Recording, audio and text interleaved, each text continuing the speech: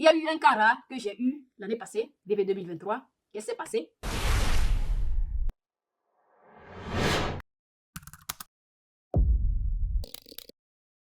Bonjour la belle famille. Il y a une grande confusion qui entoure les documents de sponsor que vous devez amener à l'interview. Pourquoi? Parce que lorsque vous allez en ligne pour faire des recherches, ce que vous trouvez, c'est très différent. Et lorsque vous allez vers vos ambassades pour leur poser des questions, ils vous disent quelque chose de complètement différent. Ce qui fait que beaucoup de gens ne savent pas exactement là où se situer. Donc aujourd'hui, j'aimerais juste éclaircir ce sujet afin que lorsque vous vous retrouvez dans cette situation, vous n'allez pas, vous n'allez pas être confus, on est d'accord. Je m'appelle Amel, bienvenue à tous. Si c'est votre première fois, encore une fois, soyez les bienvenus. N'oubliez pas, abonnez-vous pour ne manquer aucun contenu de nos vidéos futures. Ok? Alors, commençons par le commencement. D'abord, qu'est-ce qu'un document de sponsor? Le document de sponsor, c'est un document que quelqu'un ici aux États-Unis, quelqu'un va signer pour dire que lorsque vous serez ici aux États-Unis, il sera garant de vous. Il va s'assurer que vous n'allez pas devenir des charges publiques ici aux États-Unis. Mais la famille, c'est moins compliqué si vous trouvez quelqu'un plutôt ici de vous remplir ça. Mais le choix vous revient. On est d'accord. Maintenant, le document de sponsor, il y a deux types de documents de sponsor. Okay? Il y a le I-134 et le I-864. Okay? C'est quoi la différence? Le I-864, c'est le document de sponsor qui est destiné aux gens qui sont en train de venir ici à travers un visa d'immigrant. Et qu'est-ce qu'un visa d'immigrant? Ce sont les visas que vous obtenez, dans le but de venir ici, vous installer, je veux dire ici aux États-Unis, vous installer et travailler en toute légalité. Et le deuxième document de sponsor est destiné aux gens qui viennent ici avec des visas de non-immigrants. C'est-à-dire, vous obtenez le visa dans l'intention de venir ici, accomplir une mission et repartir. Genre des visas temporaires. Genre, si vous êtes en train de faire la demande d'un visa temporaire, vous allez remplir le I-134. OK? Le I-134 est celui de non-immigrants et le I-864 est celui des immigrants. Le visa issu de la loterie est un visa d'immigrant. C'est-à-dire vous obtenez ce genre de visa pour venir ici, rester ici, vivre en toute légalité. Ce qui veut dire qu'en temps normal, vous devez remplir le I-864, le document de sponsor, communément appelé affidavit de support, qui est destiné aux gens qui immigrent aux États-Unis. Mais malheureusement, ou bien bizarrement, lorsque vous vous dirigez vers vos ambassades, ils vont vous dire que non, ce que vous devez remplir, c'est le I-134. Et c'est ce que tous les gagnants de la DV Lottery remplissent. Pourquoi, si le I-134 est celui des non-immigrants, pourquoi un gagnant de la DV Lottery venant ici aux États-Unis pour s'installer définitivement va remplir le I-134, un document de sponsor qui est destiné aux non-immigrants?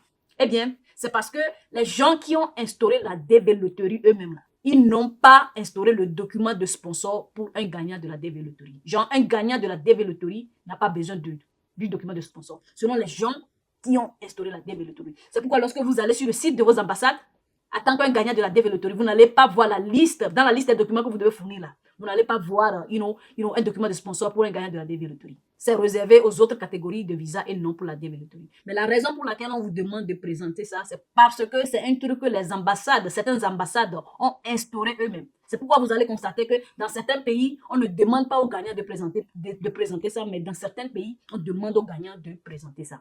Okay? Maintenant, étant donné que la présentation d'un document de sponsor n'est pas un truc instauré officiellement par le KCC lui-même, c'est-à-dire le département là qui a organisé la DV Lottery, je tiens simplement à vous rappeler que cette loi-là peut changer du jour au lendemain. C'est-à-dire, demain, tu peux aller à l'interview et ne pas présenter la DV Lottery et ne pas présenter le document de sponsor. Mais lorsque ton ami va aller après-demain, on va lui demander. Alors, s'il vous plaît, cher gagnant, lorsque vous avez gagné à la DV Lottery, bien sûr, sachez que si vous avez besoin d'un document de sponsor, là, ce serait le I-134. OK? Mais ne demandez pas à vos amis qui sont déjà partis s'ils ont présenté un document de sponsor ou pas. Don't do that. Contactez vos ambassades pour leur demander, pour leur dire que vous êtes DV de telle année, vous voulez savoir si vous avez besoin d'un document de sponsor. Et si vous voulez, vous pouvez toujours leur demander si ça sera le I-134 bien le I-864. Okay? Et aussi la famille, ne les appelez pas. Écrivez-leur un email. Parce que j'avais eu une situation où le candidat a été donné, on lui a donné une mauvaise information. Heureusement que je lui ai demandé de les écrire. Il a écrit le jour de l'interview, je lui ai dit, okay, imprime ceci comme ta preuve. Si tu arrives là-bas, on te dit non, ce que tu as amené n'est pas vrai, il faut leur dire que ce sont eux-mêmes qui t'ont donné ces informations. Alors, je me base sur ça pour vous supplier de ne pas les appeler, mais plutôt écrivez-les. Comme ça, vous avez une preuve de leur réponse. Si jamais le jour J, le consul veut être, pas gentil avec vous là. Dites-leur que non, vous avez amené ces documents-là, vous n'avez pas amené ça parce que vous avez déjà écrit, on vous a dit que ce n'est pas nécessaire. On est d'accord. Mais, cha. Alors, comme je viens de le dire, le I-134, genre le I-134, est le document dont vous avez besoin au cas où votre ambassade vous demande de fournir un document de TAS. Okay? En plus de I-134, du I-134, quels sont les autres documents que vous devez ajouter à ce document pour que votre document de sponsor soit complet? Avant de répondre à cette question, j'aimerais répondre à une question populaire que je reçois très souvent, c'est quoi? C'est qui doit remplir le I-134? La famille? Le I-134 va contenir votre information et l'information de votre sponsor. OK? Mais c'est moins compliqué si vous envoyez vos informations personnelles à votre tuteur pour qu'il remplisse et sa part et votre part en même temps. La majorité des temps, c'est ce que les sponsors vont vous demander de faire. OK? Mais attention, c'est vrai, qu'en signant le document là, le sponsor est en train de dire « Je serai responsable de vous financièrement, je vais m'assurer que vous n'allez pas devenir charge publique. » Mais ils ne vont pas le faire. C'est juste une formalité. OK? Alors, ne quittez pas le pays pensant que votre sponsor a signé ce document dont il va s'en charger de vous. Préparez-vous simplement comme il n'y aura personne ici pour vous aider. On est d'accord? Maintenant, quelles sont la liste de ces documents-là? Catégorie 1. Vous allez présenter le I-134 et le W2. Catégorie 2.